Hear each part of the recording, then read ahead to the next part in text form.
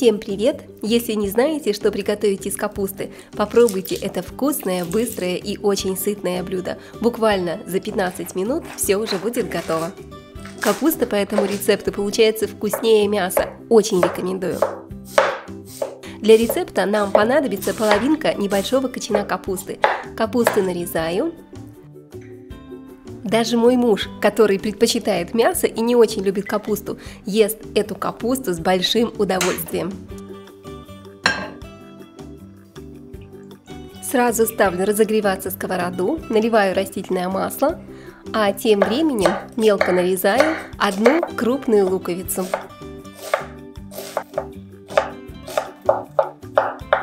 Отправляю лук в горячее масло и обжариваю 2-3 минуты на среднем огне. На крупной терке натрем одну среднюю морковку.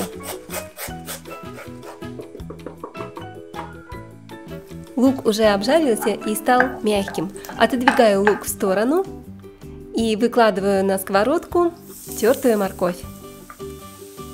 И обжариваю лук с морковью буквально еще 2 минутки до мягкости. Также возьму небольшой пучок зеленого лука и немного укропа. Все мелко нарезаю и отправляю зелень в миску с капустой. Приправляю морковь солью, а также черным молотым перцем. Вы можете добавить какие-то свои любимые приправы по вашему вкусу. Все хорошо перемешиваю. Овощи готовы, снимаю сковородку с огня и пока отставлю в сторону. Также мне понадобится миска. Разбиваю в миску 4 яйца. Друзья, напишите, пожалуйста, в комментариях, из какого города или страны вы меня смотрите. Я очень рада поближе познакомиться с каждым из вас. Добавляю щепотку соли и хорошо взбалтываю, перемешиваю вилочкой.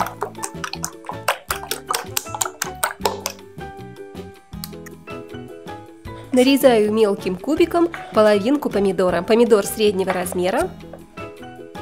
Готово. Отправляю помидор в миску с яйцами.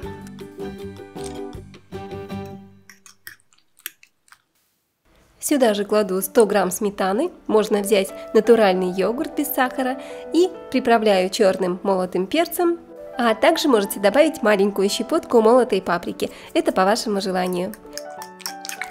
Все хорошо перемешиваю до однородности, чтобы сметана разошлась. Готово. И заливаю яичной смесью капусту.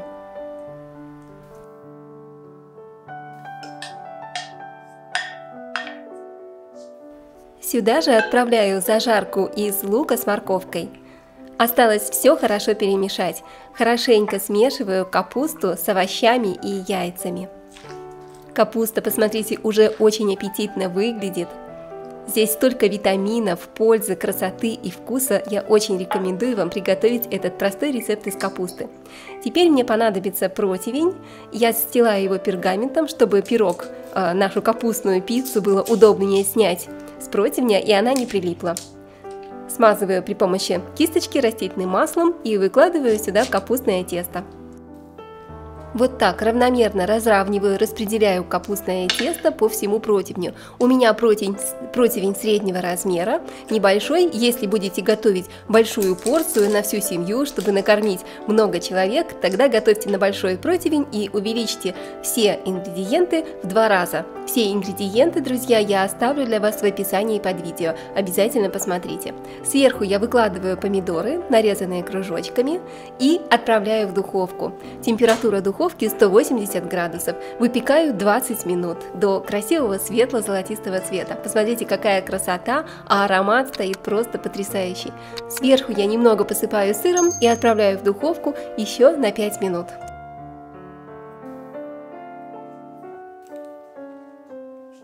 Этот рецепт действительно очень простой, полезный и очень быстрый. Мне нравится то, что тесто для пиццы готовится без муки. Вы, конечно, можете добавить 1-2 столовых ложки муки для гарантии, если вам так привычнее, но без муки даже он получается очень-очень вкусный и хорошо держит форму.